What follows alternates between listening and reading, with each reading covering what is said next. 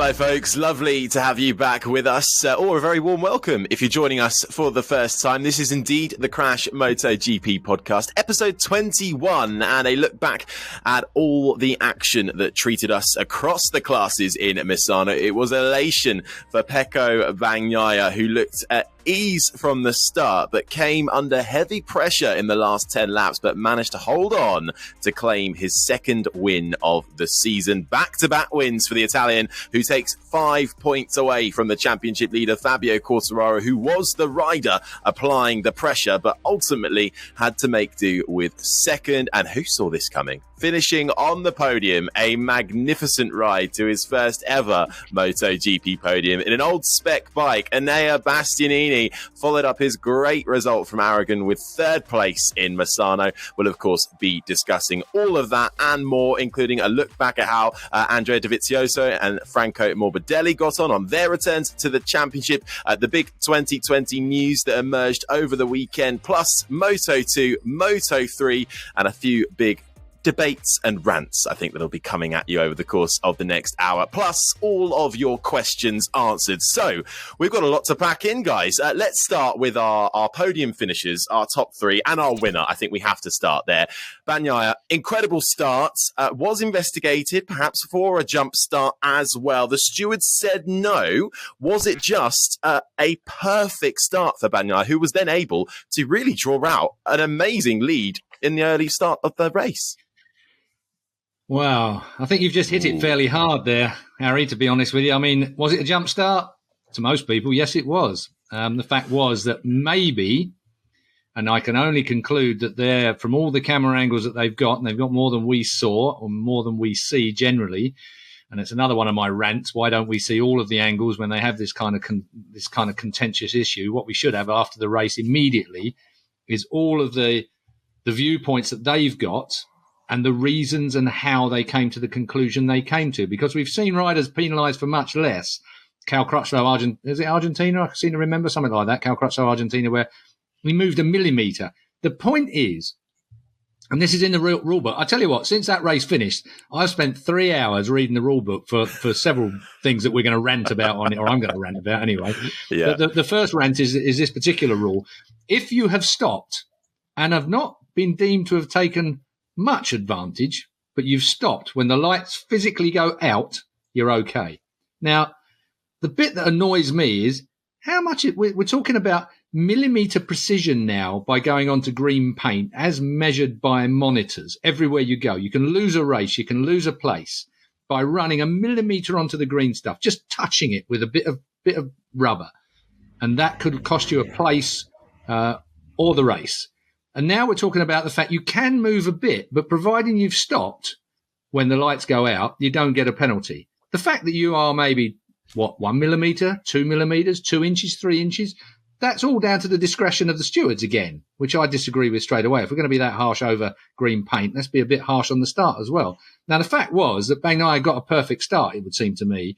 Reaction time comes into it as well. Now, I can't quite imagine Freddie Spencer sitting there with his stopwatch and the bloody videotape going, seeing if it was a jump start by the fact that there's a designated time that you can react from what you can see to when you can start moving a limb. That is a set in time. Drag racers all know about it, obviously, when it comes down the staging lights and it gets to the point where it goes green. If you get the perfect start, it's not perfect. You've anticipated. And that's the issue here. Bagnaia, probably a little bit nervous on the start. Maybe he got a little lucky this time. Maybe he had stopped. We'll give him the benefit of the doubt. He had stopped by the time the lights went out. That's the only reason he didn't get a penalty. But the fact is it fair that he was an inch or two further forward by the time he did dump the clutch? The lead he had into turn one, I think, would suggest he did have an advantage at the start. Who measures that time, that reaction time? How do they measure that reaction time? These are questions I want to see more about. And I think that since we've gone on this rant before, I've gone on this rant before about precision. You know, we're in a sport now that measures to the third decimal point, and you can have three riders that do exactly the same lap time to 3 decimal places. They're probably going to introduce 4. When back in my day, you only went to 1/10 of a second. Now you're going to 1,000th of a second. I can see times coming where we're going to go to 4 decimal points. If we are in a sport of precision, there isn't any leeway in this situation. You either jump start, you don't jump start. You know, it's a situation where Bagnaia got away with this by MotoGP's slightly loose start procedure rules. I've read them. I've read the entire, and I even logged on to Mike Webb, who I think it was it was only a couple of years ago. Mike Webb did an interview about this very subject and goes through it, on camera and says exactly the same thing. And the rules are still the same. If you move, but you only move a small amount, but you've stopped by the time the lights go out, whether you hit the brakes or whatever it is. But if you're rolling like Crutchlow was rolling at the minutest of tiniest amount. But when the lights went out, he was still fractionally moving, so he got a penalty. It's a two long lap penalty, by the way. If you are deemed to have, whereas it used to be a ride through penalty, you had to come down pit lane and effectively your race was over. Now it's a much more reasonable penalty if you consider 2 long lap loops being a reasonable penalty. But that's what Bagnaia. I was waiting for it to come up on the screen. I really was waiting for it to come up. I thought, I'm sure my eyesight isn't that bad. I'm sure he jumped or got an anticipated start. It was a perfect start, it would seem. And that's how the stewards have seen it, as a perfect start rather than one that should be penalised. So he got away with it. He got away with it. Pete, was there anything that was said, post-race? Has he commented on it at all? Is that I imagine the other riders, who the guys right behind him, surely would have been up in arms about that at the end of the race. If they, any chance to get a go on their competitor, they're going to be up in arms, surely. Yeah, to be honest, the other riders didn't mention it. Bagnaia just said he made the best start ever. So he claims, as Keith says, that he went when the lights were out. Now, as Keith says, the point is that you can still do that, but you can anticipate it because you can actually be so soon after the lights have gone out that it's not humanly possible to react. Which means you must have actually, reacted before the lights went out, but the bike doesn't move until afterwards. But anyway, as Keith says, he's got away with it. And yeah, he certainly, that first lap, what was he? 1 second clear of the field. So it was a dream first lap. And he needed all that time at the end of the race, didn't he? So yeah, I think he was certainly glad he got that start. It was all about the start, that race, really, at the end of the day as well. I mean, when you got Mir back on 20th place, Mir was having a great week. He really looked like he was going to be podium material this week.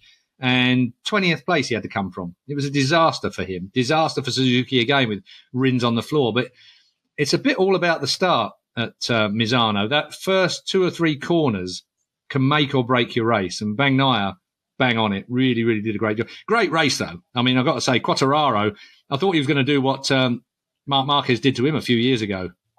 Not that long ago now. It's probably only 2 years, isn't it? But Marquez, when he stalked him for the whole race and then zapped past him right at the end of it all, he just couldn't quite. He just had that massive, great bobble going through Cavone at one point. Not the kind of corners to go sliding around in, I can tell you that for nothing. It was interesting, though, from Quartararo's perspective, because, it did look like Bagnaia kind of had it wrapped up, perhaps in, the early to mid part of the stage. Then the tyre wear and the issues played its part. I think I was watching it the last 10 laps thinking, oh, no, this is Bagnaia's lost it now. Surely Quartararo's going to get through. He didn't. Quartararo on his way, though, had some good scraps with Jorge Martin, Jack Miller as well, before he started to close in on Bagnaia. But I found it interesting, actually said post-race that, he's only lost 5 points in the championship. And he said that was one of his best races of the season. He was very happy with the second place. Probably he was in fear of what the weather was going to do. It was one of them situations where I think everybody had that little sprinkle down on the line just before it all started off. Everybody was saying, oh, and of course that was the worst case scenario for Quartararo. If it had been one of them half and half wet races, that would have really blown a lot of points. So I think maybe that part Ferme conversation was more about relief than anything. 20 points is a lot better than where he could have been if things had turned out quite badly as far as the weather's concerned, because you could have been fairly sure that Jack Miller and co, there were a lot of pretty fair wet weather riders, which Quartararo, if he's got a chink in his armour at the moment, that is it, isn't it? That kind of wet weather stuff. It's just, he hasn't quite got that maturity on a MotoGP bike. The fact of the matter is, very rarely do they ride in the wet. And if you go back, I mean, you can go back decades in my case. I remember Randy Mamola. Randy Mamola could not ride to save his life in the wet in the old days. They put water bowsers out on a track to try and get him up to speed on it, and he just couldn't.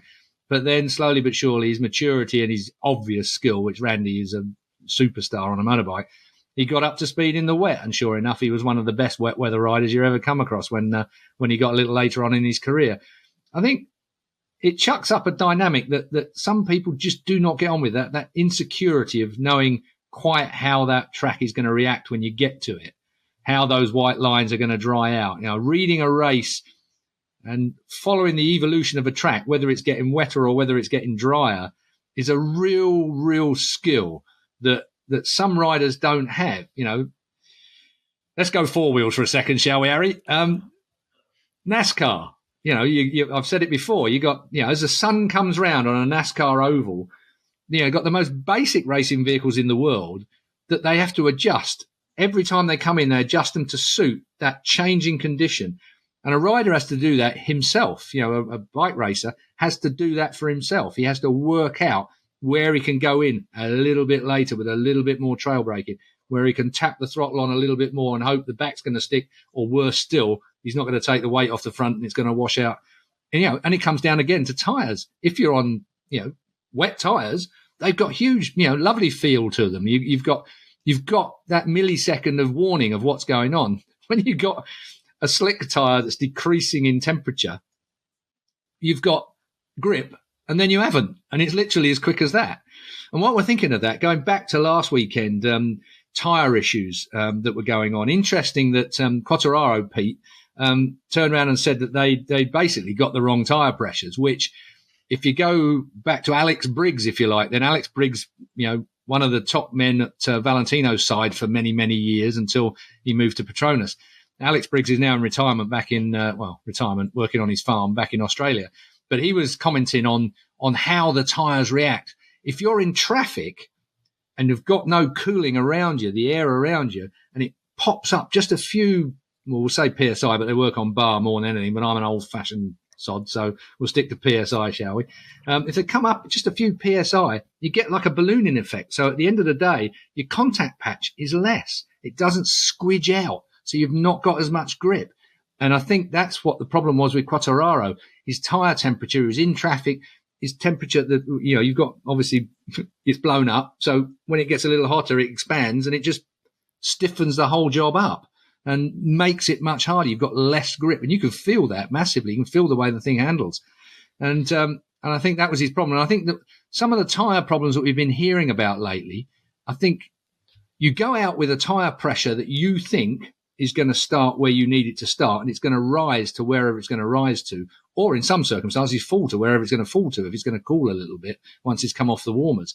And I think that is also a critical situation that your techs have got to work out before you get out on track. And I think some people lately haven't quite got it 100% right, and so Michelin have been getting the slap and everyone's been complaining that the tyres are inconsistent. But at the end of the day, you've still got to put the right luft in them to get them to operate in the area, in the parameter that you're trying to get it to work in. And I think that Quartararo as much admitted that, I think, when we spoke to him earlier in the weekend. He did. And also the interesting thing, I think definitely Ducati I've seen doing this, but I think a few others, they'll practice, during practice, they'll ride together to just check those pressures. And I think the surprise for me was, two parts of that. One, that you think, surely Yamaha should have made some sort of test in practice or been aware that this would happen, given that Quartararo had the same thing happen the year before at Petronas and it was a disaster. But on that occasion, it was the front tyre. What was really interesting, it was the rear tyre last weekend that did it. That's the first time I've heard of a rear tyre in traffic actually doing all of those things that Keith just explained with the ballooning. And so it just shows how reliant he is on that rear tyre now. And that even, the disruption, the heat rising, will not only the fronts now, but also the rears. And then coming on to the wet weather performance of the Yamaha, I think all of them we saw struggle on Friday, didn't we? All the Yamahas were in deep trouble, Quartararo especially, but it seems like it's a bit of a characteristic of the bike. Certainly Rossi said that for him, it's a continuation of his dry problems. He doesn't have enough grip at the rear, he can't get the acceleration, and it's the same in the wet. And then I think Jorge Lorenzo was on talking to Simon Crafar today and talking about the opposite example, the Ducati, which he said just as for the last few years anyway, been one of the best in the wet because it has so much mechanical grip. It just plants those tyres down with the geometry of the frame and everything. It really just pushes the tyres to the ground and gives the riders so much stability and confidence. It's interesting that you've sort of brought me up into another situation there where Valentino and various Yamaha riders have been complaining about rear grip for some time, and that Quartararo is the man that seems to have found the secret whatever it is to make that work. And it might just be as simple as tyre pressure. Who knows? That works for him. He gets it at a temperature and at a squidge value, for want of a better technical phrase, than anybody else, because he's the only one that's making the MR work as well as he's making it work. And maybe it's just when he gets it wrong, it goes spectacularly wrong. But there you go. Something else for us to look into next time. It certainly is. And with obviously Michelin extending their contract as well in the tyre situation, they're not going anywhere anytime soon. Tyres we're certainly talk of the town, but I just do want to touch on third place man. I think we have to, because what a ride. Flying through the field, Enea Bastianini, spectacular move on Jack Miller as well. Had the pace to challenge for the win. If his starting position had been a little bit higher, the gap just seemed like it was a little bit too much to overcome once he got into third, but fantastic for the Italian. Bastianini is a great little rider. I like Enea Bastianini, the way he goes about his business and the like. Again, it's got that old situation, hasn't it? You got the old bike, the 2019 Ducati, that, just a year or so ago, 2 years ago, no one wanted to go near the Avintia or anything like that, did they? They were, like it was like, no, we're not going there. And here we are now, Enea. I mean, everyone's going to be bashing their door down now to come and play. But the old bike worked well, and sometimes you find that a setup that works really, really well on a track. This is not a great track. It's a great it's a great place to go, but it's not a great track. Misano, it's a bit narrow. It was meant to go the other way round. We covered all this, last time when we talked about Misano. I mean, I think it's a fantastic place to be. Start with, it's in Italy. Can't get a better country for racing than anything anyway. So or eating or drinking. There you go. It's got all three bases covered, really, for me. Racing, eating and drinking. But Misano going the other way around, it's horrible. Those Cavoni, turn 11, 12, 13, down to 14. They're horrible corners. You're decreasing speed all the way through. It's all on the front. You risk so much. Whereas accelerating through them and getting to Cavoni flat out, coming the other way, so it's a left-hander. Oh, lovely, lovely. As long as you don't fall off, of course, because everything's a bit too close if you do. And that's the reason why it's round that way now that it is. But it's not a great racetrack, and I think that it can catch you out in so many places. There were a lot of crashes this last week. I mean, a lot of crashes. I've not got the falls list, so I can't remember how many it is. They do Dorna put out a list, or the FIM put out a list with all the falls throughout the year, and it's an upgrading thing. And there are people that have won a badge of honour by having the most falls of the year, and we'll no doubt look at that by the end of the year and bring it to you here on Crash. But every week there's a printout of who's done what, and every weekend there's a printout of who's fallen and where and what the injuries were or whether they rejoined or whatever it was. It's quite comprehensive, as it needs to be, obviously. I think Cal Crutchlow's led the Falls Championship some years running. He was always quite good at chucking it in the scenery and getting back on it again. You could never ever say Cal didn't try hard, could you? You only had to look at the Falls list to see that he was definitely trying. But back to Misano, tricky track, a lot of ripples. If you're not confident with the way the tyres are working and the way things are, as Enea Bastianini really, really was, he looked like the most confident man at the end. Bagnaia's tyres were shot. Quartararo was really pushing the limits, which impressed the hell out of me, seeing as he leads the championship. That's the way to win championships, is to keep your head in it. Keep yourself going at flat out pace, and he really did. He was up for that win. And if he hadn't had that very slight bobble, he was going to be on top of Bagnaia at the end of that. And I don't think he'd have been able to pass him. He needed another lap or two to line himself up. But bloody good racing again. Yeah, I mean, Bastianini, he actually said if he'd have qualified better, he might have even had a chance of winning. I mean, he started from 12th, didn't he? So he had a lot of riders to work through. I mean, not to take anything away from what he achieved, but if you were going to pick one track, as Keith's just been saying about the track, that he might have done something special on, he's got a history of doing really, impressive things at Misano. His sort of home race. He won his first Moto3 race there. Last year, he got double podium, won the second of, one of the Moto2 races as well. So he goes well here anyway. And I think the combination of that, and he said he just sort of learnt about how to get more from the bike and sort of relaxed on the bike a bit more. He's been looking at the data of Jack Miller and Francesco Bagnaia and learning from that as well. And yeah, he was his speed was astonishing. Marc Marquez said when he passed him, Marc tried to follow him, and it was just so impressed with how he was riding.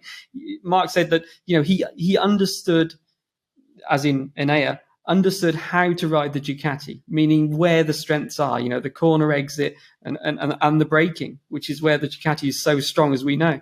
And he was really just making the most of it.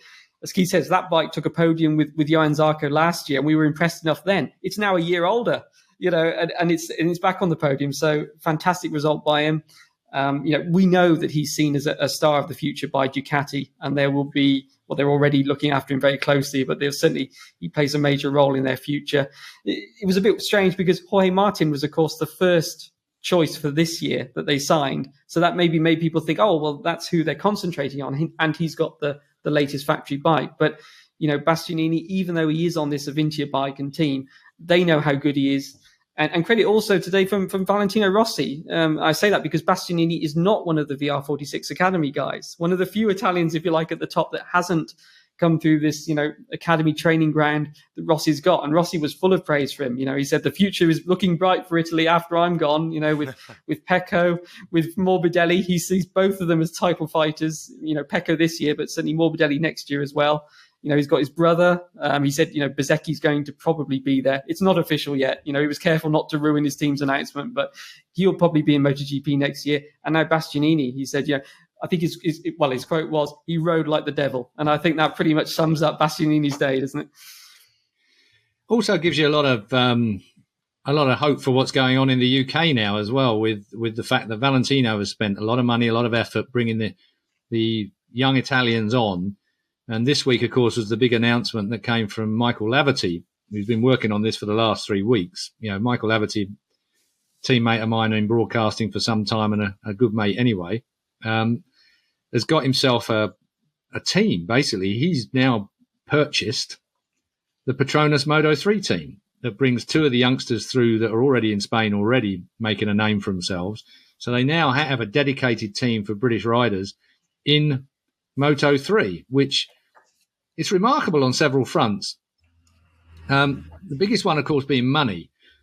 I wouldn't have thought that Michael, and this is with the greatest of respect, and I don't know because I've not asked him, because it's the kind of question you don't ask your mates, because you don't want to put them in a position where they're going to say something that's complete bull just to keep you, like any journalist, they want to try and keep you to one side. They don't want to let the secrets out. So I haven't asked Michael on purpose, purely and simply so that he doesn't have to either tell me he can't tell me or give me a load of bull. So I'll make it up, Michael. You know how we do in broadcasting. I figure that Dorna are desperate to get that ladder going in the UK. They've had a bit of a go with the British Talent Cup. That kind of fell away a little bit when BT didn't stump up the money that Dorna were expecting to match their money in that series. So Dorna ended up wearing that one. It obviously snuck back into a British Championship where it's still the British Talent Cup, but not quite. Michael set up his academy with Vision Track as sponsors. Their sponsors also are Paul Bird Motorsport. So Birdie has the most money for his Ducati PBM team in British Superbikes. Vision Track also knew Michael for some time. Michael's got them to sponsor him in the academy that he's doing in the UK anyway, which has got a bit of a soft launch, but it's all going on in the background. But then all of a sudden, Petronas kit and caboodle is up for sale, is available. Well, that's a lot of money. We're talking about a lot of cash here. 2 and 2 together, I've probably come to 5, but I'll bet you a small amount of cash or beers that Dorna have weighed in here to make sure it happens. Vision Track, much, I'm sure, to the real annoyance of Birdie. I can't wait to find this out later on in the year when I get to a BSB round, because Michael basically is going to be getting the lion's share of any Vision Track money now because he's going to need it to run a Moto3 team. Birdie and Vision Track have they've been a little bit at loggerheads of late anyway, so it'll be interesting to see how much Vision Track are putting across. But I can't imagine Vision Track stumping up the full cost of this team. I think it will be a collaboration with Dorna, maybe with IRTA as well, to make sure it happens. And it's happened in 3 weeks. Now, that takes a lot to underwrite the kind of money to get that to happen. Since the British Grand Prix, good job I couldn't get into the paddock because I'd have been trying to find this out all the way through it. It's one of them situations where there's a load of money involved. I mean, to buy out the kit, I think substantial as well, Peter, and you're probably going to be able to underline this in some way, is that we've not heard about Johan Stigefeld. like the fact is that Razlan Razali has this week launched the name of the new team for next year, the MotoGP team that's taking over from the Sepang International Circuit, or the Sepang Racing Team as is now. The Razlan Razali, ex-CEO of Sepang, the circuit, and then obviously CEO of the racing team and separate from the circuit. Suddenly those two entities parted rather than being as one. And Razlan Razali looks like he now has annexed the MotoGP entry. And I'm surprised that I haven't heard anything about Stiggy and co. They've obviously been cast, well, it would look obvious to me that they've been cast adrift a little bit, or they haven't been able to negotiate their way into this yet. Michael Laverty has said, he's on record as saying, he doesn't want to be there as a day-to-day man. He wants to be the team owner. He doesn't want to be, he's still working for BT Sport. He's still doing this, that, and the other, although his contract comes up at the end of this year at BT Sport. So be interesting to see if that all comes together. Maybe he'll take a different view at the end of the year when he realizes how much work he's got to put into this team next year. Being a broadcaster and not giving it 100%, maybe he will think at the end of the year that he needs to spend more of his time, dedicate all of his time to this new team. There's a lot still up in the air, I would suggest, with that team at the moment. They've got to get their personnel nailed down still as well. Will Stiggy be part of that? Now, if Stiggy's part of that, then I can see where Michael can relax a little bit because he's got a really, really good team manager. But we'll wait and see. Can't wait. I mean, first of all, congratulations, Michael, as you say. I mean, great guy. What a nice guy. I remember working with him when he was riding for PBM in MotoGP, and always had time for, anyone, whether it's media, fans, whatever. So it's great to see him putting back, shall we say, and helping these young guys come through. Keith raises a lot of good points there, a lot of questions that everybody's asking, and there's not too many answers at the moment. What we do know is, as Keith said, when the original announcement came out that Petronas were not going to continue, the statement said that they didn't name it, but the replacement team, if you like, would include Razlan Razali and Johan Stigefeld. Then we get this announcement, as Keith says, the official announcement of the new team, RNF Racing. I don't know what it stands for. I don't think anyone does yet. And there's no mention of Stigefeld. So, and all of the inquiries that, if you ask the team any questions about this new team, as in if you ask the SRT guys, they say, ask Razlan. This seems to be very much, as Keith says, seems to be Razlan's project. And it's not quite clear yet who is going to be involved or any of the details. We haven't officially had the Yamaha contract, for example, announced. Now, Dovizioso has been signed for next year to Yamaha directly. So that's where his contract is. And he's going to need a team for that bike. So obviously we put two and two together and it'll be with this team. But officially, Yamaha and RNF Racing haven't announced, as we believe they will do, an agreement. So that still needs to happen yet. We don't know the team members at the moment. Just to recap, as Keith's been saying, you've got Johan Stigefeld, who's kind of team director, I think, isn't it, Keith? And he sort of oversees the three teams that they've got. And then you've got Wilco Zeelenberg, who's he's team manager, but very much the MotoGP team manager. Now, there were rumors that, of course, Suzuki need a team manager. And so when people realized that Petronas was downsizing, everyone sort of, maybe they're going to look for Wilco. Because Johan Stigefeld, in this statement from Petronas, was announced as being part of this new project with Razlan. Now we're not sure if that is the case. Maybe if you're Razlan and you've only got a MotoGP team, well, Wilco is running the MotoGP team for him now. So maybe Wilco is now going to continue there. In which case, as you say, quite rightly, what happens to Stiggy? Vastly experienced guy, runs lots of teams. Is he a target for Suzuki? Is he a target for Laverty? Is he a target for both? There's so many unanswered questions now, and it all seems to have sort of, it's all shifting, isn't it? We thought Darren Binder was sort of heading for the second seat, and we've heard nothing about that either. And so the longer it goes on without an announcement, quite naturally, you start to think, well, maybe there's a few more names still in the running for it. Jake Dixon still hasn't signed for next year, so he's probably on the list. It seems that there is still a list, meaning it's not just 1-2 riders. There might even be 3 or 4. So, I mean, how many riders have been linked to this team for next year? It's been quite incredible, isn't it? But Yeah, interesting times. I mean, the good news is that Razan has got this entry. It's been transferred. He's got a 5-year deal. So he's got MotoGP grid places, which are not easy to come by. You can't just wander in and start a MotoGP team. So he's got that in place. We assume that the deal with Yamaha is going to be the next step and is just a formality, should we say. But yeah, the title sponsor, we don't know yet. The team members, the second rider, we're waiting to hear. The Dixon thing, I think, is quite interesting.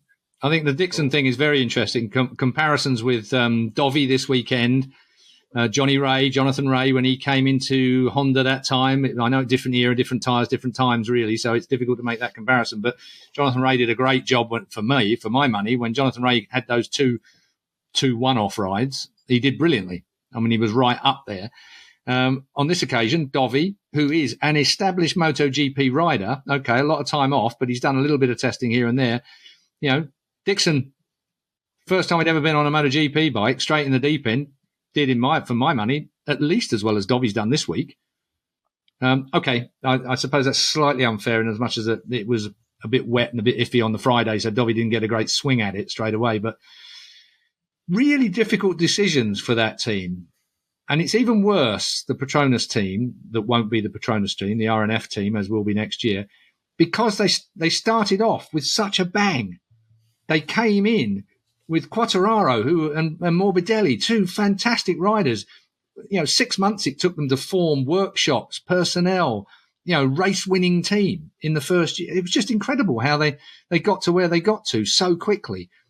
And to repeat that, or to even maintain that, I should say, repeat it is probably impossible. Maintain it is going to be, impossible. It's going to be a difficult job. Valentino Rossi, not performing. Where did he finish this weekend? 17th or something in his penultimate ever home race, which was terrible. I mean, there was more yellow flags at Misano this week than I've ever seen, I think, even back in the day. So the fact was everyone was expecting something magical from Valentino. There's no magic in this job at the moment. You're either good enough or you're not good enough. And at the minute, that's what we're talking about at Petronas. Who is it going to be that's going in there? Who is going to give them what they've already had? I don't think there is anyone. Not just yet. It's going to be a really, really difficult year next year for them. Well, Dovizioso, will Dovizioso be able to do it? Big question mark. Good luck answering that one. But that you have those were the two big talking points, of course, coming through the weekend. That the Sepang Racing team will be rebranded as RNF Racing, and that's expected to go through till 2026. And then just coming back as well to Michael Laverty's new team as well, the Vision Track Honda Racing team is going to field Scott Ogden and Josh Waitley as well. So that's two young Brits coming through there. So it'd be great to monitor their progress. Now, we've talked obviously a lot about Dovi there in the last few moments, so let's focus on them, shall we? And Morbidelli as well. Coming back after injury, returning after a while off as well. Where did Morbidelli finish? Well, it was 18th for Morbidelli, and then for Dovizioso 21st. But Keith, how did you rate their performances on their return to the top flight?